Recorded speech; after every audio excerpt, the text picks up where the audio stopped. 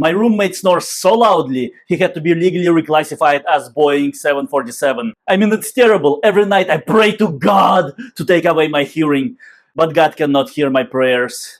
He cannot hear any of us. God isn't dead. God is deaf. Because of my roommate's loud snoring.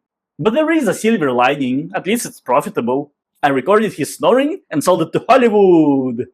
They used his snoring as sound effects for Screaming Viking Horde, in a nature documentary about mating gorillas, and most recently in that scene about a rampaging werewolf desecrating a screwdriver factory.